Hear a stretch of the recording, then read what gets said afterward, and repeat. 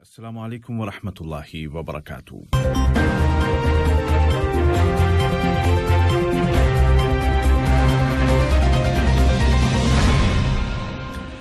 Urdu radio قطر FM 107 سے پیش خدمت ہے آج کا پہلا نشریہ، اور سب سے پہلے اس وقت کی اہم سرخیاں۔ صاحب سمو امیر شیخ تمیم بن Hamad Al Thani Saint Petersburg International Economic Forum میں شرکت کر رہے ہیں اور کل جمعے کے دن فورم سے خطاب کریں گے۔ قطر نے ایک بار پھر کہا ہے کہ کورونا کی ویکسین کو منصفانہ طور پر تقسیم کرنے کی ضرورت ہے۔ قطر نے اس وبا کے مقابلے کے لیے اس کی جانب سے کی گئی کوششوں کی طرف بھی اشارہ کیا۔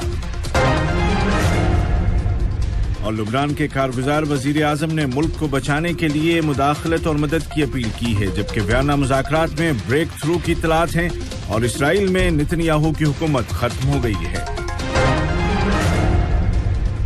اور اب سے کچھ دیر کے بعد پیش خدمت ہے آج کا مفصل نشریہ۔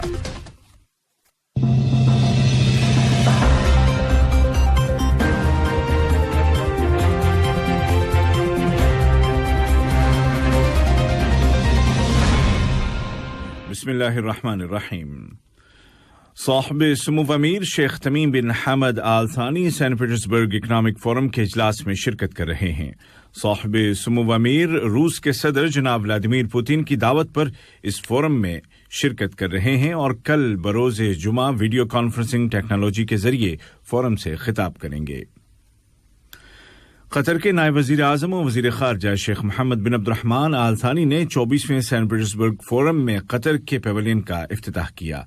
اس موقع پر وزیر ٹرانسپورٹ اور کمیونیکیشن جناب جاسم بن سیف السلیتی، وزیر تجارت و صنعت اور قائم مقام وزیر مالیات جناب علی بن احمد الکواری اور وزیر مملکت برائے امور توانائی انجینئر سعد بن شرید الکعبی اور کئی پبلک اور پرائیویٹ اداروں اور کمپنیوں کے اعلیٰ عہدیداران بھی موجود تھے۔ وزارت تجارت و صنعت میں تجارت کے امور کے لیے معاون انڈر سیکریٹری جناب صالح الخلیفی نے اس فورم کی اہمیت پر بات کرتے ہوئے کہا کہ اس کے ذریعے قطر اور روس کے درمیان مزید اکنامک راستے کھلیں گے۔ صاحب سمو امیر شیخ تمیم بن حمد آل ثانی نے تنزانیہ کی سفیر محترمہ فاطمہ محمد رجب کو دونوں ملکوں کے درمیان تعلقات کو مضبوط کرنے کے لیے ان کی کوششوں کے اعتراف میں الوجبہ تمغے سے نوازا ہے۔ محترمہ فاطمہ نے ملک میں اپنی سفارتی مدت مکمل کرنے کے بعد صاحب سمو امیر کے ساتھ ملاقات کی۔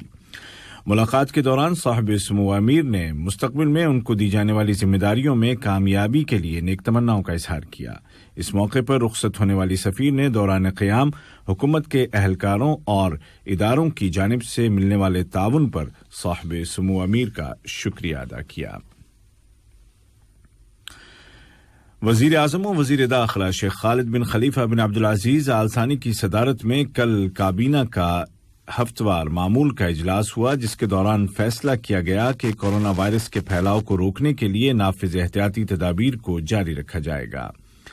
وزارتی کونسل نے مفادات کے ٹکراؤ کے متعلق ایک قانونی بل کو منظوری کے بعد شورا کونسل کو بھیج دیا ہے۔ اسی طرح ڈرون جہازوں کے استعمال کے متعلق قانون اور سائنس اور ٹیکنالوجی یونیورسٹی کے قیام کے بارے میں ایک امیری قرارداد کی توثیق کی۔ بعد ازاں کابینہ نے ایجنڈے پر درج کئی اہم امور پر غور کیا اور مناسب فیصلے صادر کیے۔ قطر نے کورونا وبا کی روک تھام کے لیے صرف ملک کے اندر ہی نہیں بلکہ بین الاقوامی سطح پر قابل قدر کوششیں کی ہیں۔ قطر کا موقف پہلے دن سے ہی واضح تھا، اور وہ یہ کہ اس بیماری کا مقابلہ کرنے کے لیے آپسی تعاون اور ویکسین کو منصفانہ طور پر تقسیم کرنے کی ضرورت ہے۔ قطر کے اسی موقف کو وزیر صحت ڈاکٹر حنان محمد الکواری نے دہراتے ہوئے قطر کی جانب سے کوویکس کو دیے گئے عطیات کی طرف بھی اشارہ کیا اور زور دے کر کہا کہ کووڈ ویکسین کی منصفانہ اور درست تقسیم بہت ضروری ہے۔ وزیر صحت نے گاوی کوویکس سمٹ میں تقریر کرتے ہوئے صاحب سمو امیر کی جانب سے گاوی کے لیے $20 ملین کے عطیے کے اعلان کا بھی تذکرہ کیا۔ سمٹ کی میزبانی جاپان نے کی۔ واضح رہے کہ ان 20 ملین کے علاوہ قطر نے $10 ملین کا عطیہ WHO کو دیا تاکہ انتہائی ضرورت مند ملکوں کو ویکسین پہنچائی جا سکے۔ وزیر صحت نے کہا کہ ویکسین کے لیے دیے گئے ان عطیات کے علاوہ قطر نے وبا کے آغاز سے اب تک دنیا کے 80 سے زیادہ ملکوں کو فوری طبی امداد بھیجی ہے۔ قطر میں کورونا وائرس کے کیسز میں نمایاں کمی آ رہی ہے۔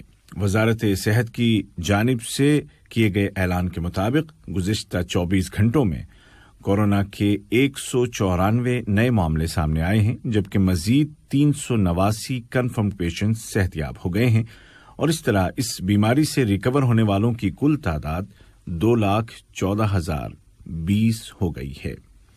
اس دوران 2 افراد اس وائرس کی تاب نہ لا کر دم توڑ گئے۔ یہ دونوں کرونک پیشنٹس تھے اور ان کو تمام میڈیکل کیئر دی جا رہی تھی۔ ادھر ویکسین لگانے کے نیشنل پروگرام کے تحت اب تک 26 لاکھ سے زیادہ ڈوز دیے جا چکے ہیں، اور محض گزشتہ 24 گھنٹوں کے دوران تقریباً 26,000 ڈوز لگائے گئے ہیں۔ کورونا وائرس کی روک تھام کے لیے جاری حکومتی اقدامات کے تحت ٹیسٹ کے نئے طریقہ کار کو بھی منظوری دی گئی ہے، جس کے تحت رزلٹ صرف 15 منٹ میں آ جاتا ہے۔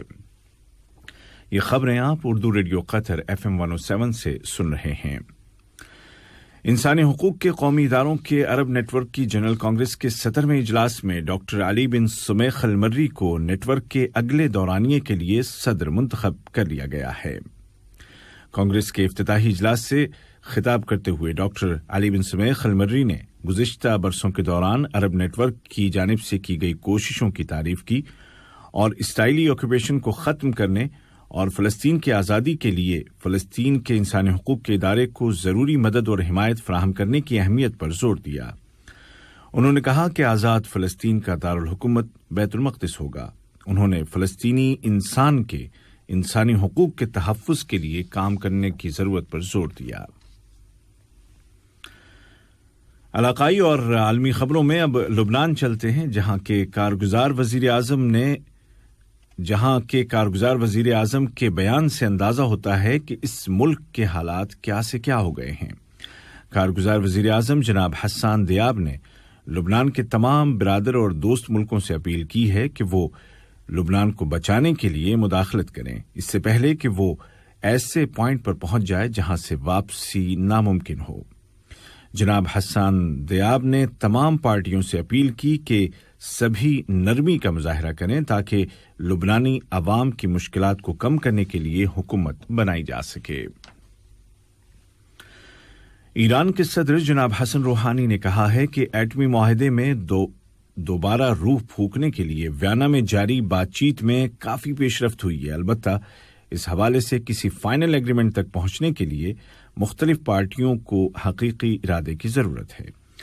اسی دوران میں یورپی ذرائع کا کہنا ہے کہ مذاکرات کے 5ویں راؤنڈ میں کئی اٹکے ہوئے معاملات میں بریک تھرو ہوا ہے، اور اس بات کا قوی امکان ہے کہ اگلے راؤنڈ میں کوئی اتفاق رائے ہو جائے گا۔ ایران سے ہی متعلق یہ خبر بھی کہ تہران کے جنوب میں واقع ایک ریفائنری میں دھماکے کے بعد آگ لگ گئی ہے۔ ایرانی حکومت نے اس واقعے کی مزید تفصیلات نہیں بتائیں۔ اور اسرائیل کی یش ایتھیڈ نامی سیاسی پارٹی کے رہنما یائر لپید نے اعلان کیا ہے کہ وہ نئی متحدہ حکومت بنانے میں کامیاب ہو گئے ہیں جو بنیامین نتنیاہو کی حکومت کی جگہ لے گی۔ انہوں نے کہا کہ حکومت بنانے کے لیے 7 پارٹیوں کے ساتھ معاہدہ ہو گیا ہے۔ مسٹر لپید نے اسرائیلی صدر کو حکومت سازی کی اطلاع دے دی ہے اور ٹوئٹر پر اپنے پیغام میں اسرائیلی باشندوں سے کہا ہے کہ وہ ان کی خدمت کریں گے۔